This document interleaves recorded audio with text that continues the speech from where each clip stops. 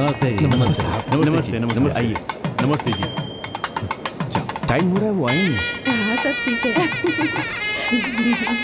नमस्ते। आइए आइए। नमस्ते नमस्ते। नमस्ते। कैसी हो? हाय कैसी हो?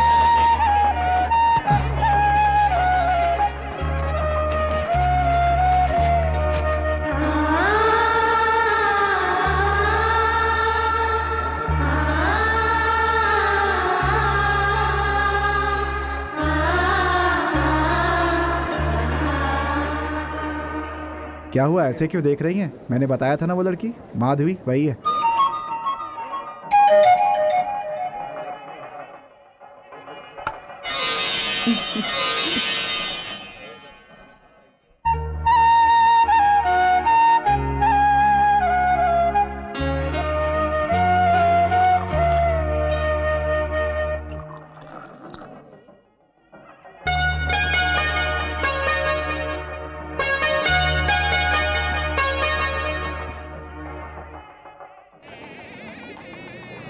हाँ भाई, उन्हें बुलाया था, अभी तक आए नहीं, जल्दी आने वाले हैं। अरे वो सामान वहाँ उठा के रखवा दो ना, वरना बाद में दिक्कत हो जाएगी। कितनी गर्मी है।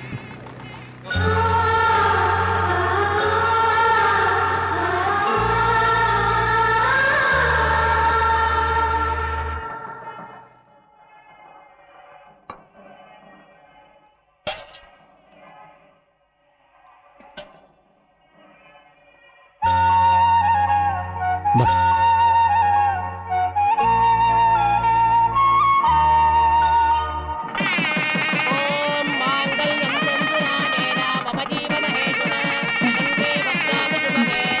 डिनर की व्यवस्था कैटरिंग वाले देख रहे हैं ना? हाँ भैया, खाने की पूरी व्यवस्था बड़े वही भैया, कर रहे हैं। ये मेरे पति की बहन है। हमारी शादी के समय अमेरिका में थी। आपसे परिचय कराने के लिए लेकर आई हूँ। ओ ये मेरे बड़े भैया हैं, डॉक्टर हैं। नमस्ते भैया। नमस्ते। ये मेरे छोटे भैया हैं, इंजीनियर। नमस्ते भैया। नमस्ते। ए भानु, ये लड़की हमारे माधवी की मेहमान है, इन्हें ठंडा दो, आप लोग बातें कीजिए। वैसे भाभी, ये कौन है? आपने परिचय नहीं करवाया। ये कोई वीआईपी नहीं है जो मैं इनका परिचय करवाऊं।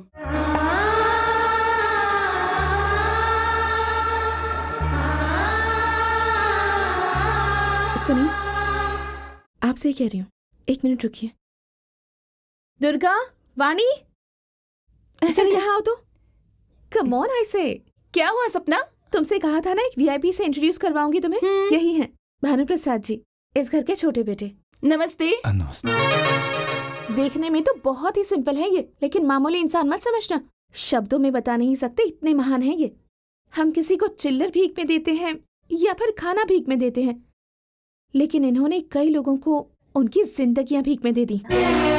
इनकी दी हुई भीख से जीने वाले कुछ लोग उस एहसान को भूल गए हैं, पर ये उसके बारे में बिल्कुल भी परवाह नहीं करते। इतने महान हैं ये।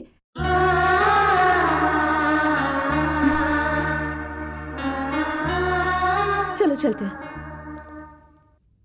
क्या हुआ? तुम लोगों के बीच यहाँ क्या बातचीत चल रही थी? उस लड़की को बहुत घमंड है।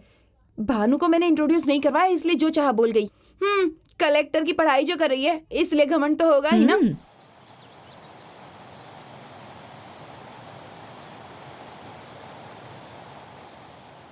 कुछ जरूरी बात करनी थी ना, तो यहाँ पर ऐसे चुपचाप क्यों खड़ी हैं? एक नहीं, 2 जरूरी विषय पर बात करनी थी। पहली बात, आज के बाद आप मुझे आप नहीं कहेंगे, तुम कहकर बुलाएंगे। दूसरा? वो कैसे शुरू करूं समझ में नहीं आ रहा। अभी जैसे कहा वैसे ही कह दो। आप मुझसे शादी करेंगे क्या? मैं सच में पूछ रही हूँ। आप मुझे बहुत पसंद है, इसलिए आपके साथ ही पूरी जिंदगी बितानी है, ऐसा मैंने डिसाइड किया है। घर में तुम्हारे माता पिता राह देख रहे होंगे, चलो। मैंने जो पूछा उसका जवाब ही नहीं दिया आपने। जो हो नहीं सकता उस विषय पे बात करना बेकार है। क्यों नहीं हो सकता? पढ़ाई करके डिग्री लेने वाली आप कहाँ, पढ़ाई न करने वाला अनपढ़ मैं कहाँ। अपने बराबर के किसी लड़के को देखकर शादी कर लीजिए। पढ़ाई और डिग्री को देखकर इम्पोर्टेंस देने के लिए प्यार कोई एम्प्लॉयमेंट एक्सचेंज नहीं है। वो तो इंसान का मन देखता है, और आपका मन इतना साफ है जितना किसी डिग्री वाले का भी नहीं होगा। किसी पढ़े लिखे इंसान के साथ जिंदगी बिताने से अच्छा है किसी ऐसे इंसान के साथ बिताना जिसे आप पसंद करते हैं, भले वो अनपढ़ हो। आपकी जैसी बात करनी मुझे नहीं आती, लेकिन आपकी मेरी जोड़ी सही नहीं है, ये मैं यकीन से कह सकता हूँ। मुझे माफ कर दीजिए। तो यही आपका जवाब है? हाँ जी। नहीं, आपके मन में शायद कोई और बात है, आप छिपा रहे हैं। मेरे मन में कुछ नहीं है, और होगा तो भी छुपाने की जरूरत नहीं है।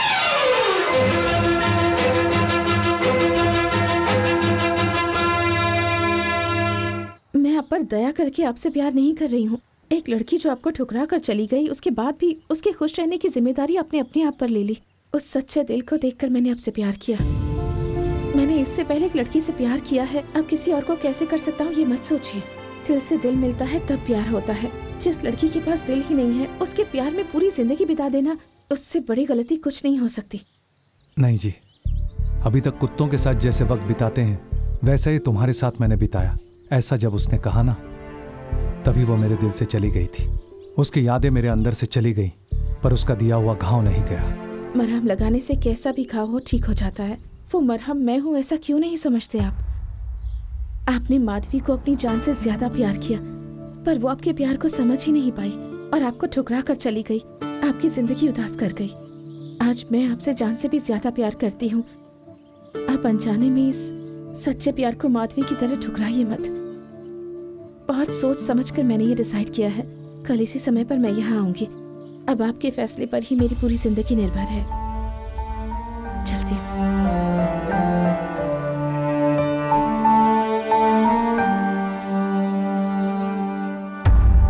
माधवी ने जो गलती की वो आप मत कीजिए। भानु प्रसाद जी, घर के सबसे छोटे बेटे।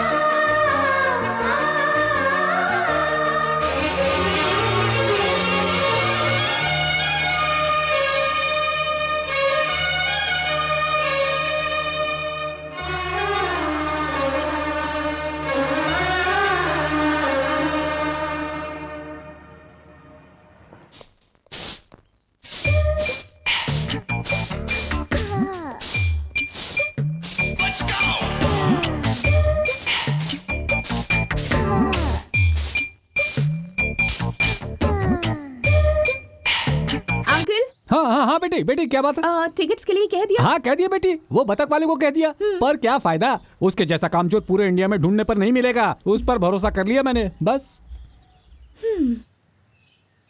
नमस्ते भाई साहब। नमस्ते। तू है क्या? तू सच में 100 साल जिएगा अब भी। हमारा टेम्पल स्टेप्स अच्छा लड़का है, उसकी शादी की जिम्मेदारी मेरी ही है। उसे कह रहा था तुमने एंटर कर लिया। वो क्या है कि गू पे गुहा। गू पे गुहा? ये क्या है भाई? गांव में शादी की जिम्मेदारी कुत्ते को। मैंने सब सुन लिया है। ये लो टिकट। Thanks uncle. यस। आप भी हमारे साथ आ रहे हैं ना? नहीं बेटी, आप ट्रेन में जाओ, मैं कार में आऊंगा।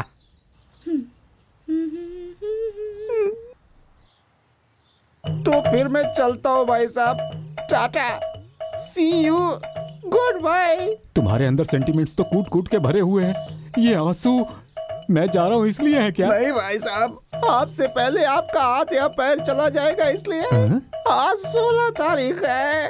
कल 15 थी तो आज 16 ही होगी ना। वैसे भी कोई संबंध नहीं है तुम्हारी बातों में। संबंध कैसे नहीं है, क्या बताऊं मैं? आप भूल गए क्या? You remember? आपने कहा था हमारे गांव की ऐश्वर्या राय मंगम्मा, उसका पति मैन कटर, कल जेल से छूट कर वापस आ रहा है। आप संभल कर जाइएगा भाई साहब। भगवान।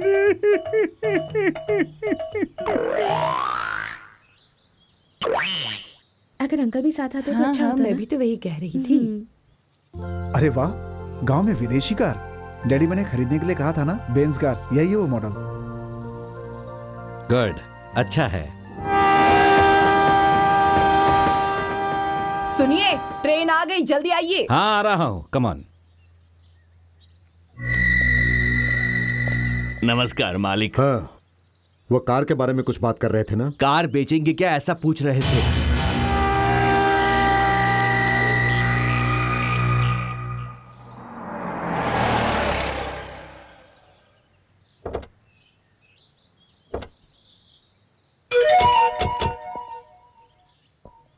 वाह वॉचमैन, सर, ये कार यहाँ कैसे आई? एक आदमी आया था, कार की चाबी और ये चिट्ठी देकर गया है। हमारे गांव के दामाद को हमारी तरफ से एक छोटा सा शादी का तोहफा, आपका लिंगराज सिंहराज। मैं क्या कोई पागल हूँ जो ऐसे ही 20 लाख की गाड़ी तोहफे में दे दूंगा? हाँ, सेंट यहाँ वहां मार के सीधे सेंटर में मारूंगा। मैं कुछ समझा नहीं। उस जज के पास करोड़ों की जायदाद है। वह हरिश्चंद्र प्रसाद को बहुत ही महान इंसान समझता है, इसीलिए उसका समधी बन गया। अब मुझे भी बहुत महान इंसान समझ रहा होगा, मैं भी उसका संबंधी बनूंगा। उससे हमें क्या फायदा होगा? अरे रे रे रे रे रे, मेरे कंप्यूटर ब्रेन को तू समझता क्यों नहीं? हाँ, जब दामाद के परिवार वाले हल्ला करते हैं तो लड़की का पूरा परिवार हिल जाता है। तुम उस जज की बेटी का पति बनोगे और उसे नचाओगे, तो वो हरिश्चंद्र प्रसाद की बेटी को नचाएगा। रिमोट अपने हाथों में होगा और बॉम्ब हरिश्चंद्र प्रसाद के सीने में। कैसा है मेरा सेंट को सेंटर में मारना? देखो तो, शादी के सपने देखना शुरू कर दिया। हाँ, जाके सेंट लगा के सो जा। सेंट महकेगा तो सपना आएगा। हाँ, और मैं जज की बेटी के साथ तेरा रिश्ता तय करके आता हूं। अब आप लोग इतना क्या सोच रहे हैं? अजी सोच नहीं रहा हूँ। लड़की आईएएस पढ़ने की सोच रही है, एंट्रेंस का एग्जाम भी दे चुकी है। जब तक कलेक्टर नहीं बन जाएगी शादी नहीं करूंगी, ऐसा उसने कहा है। इसीलिए अरे कलेक्टर की पढ़ाई घर संसार बसाने के बीच में कैसे आएगा? आराम से पढ़ने को कहिए, मेरा बेटा उसे पढ़ाएगा। आपकी बेटी कलेक्टर बनेगी तो हमारे लिए भी गौरव की बात होगी ना। इतना क्या सोच रहे हैं जी? अच्छा ही तो है। बात वो नहीं है बेटी। चुपचाप हाँ कर दीजिए।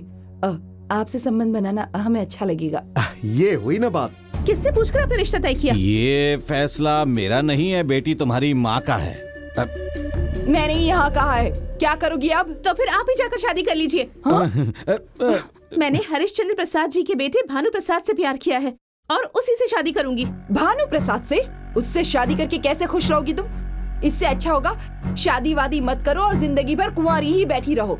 अरे उसका बाप दूसरों के सामने उसे अपना बेटा नहीं कहता, उससे क्या शादी करोगी तुम?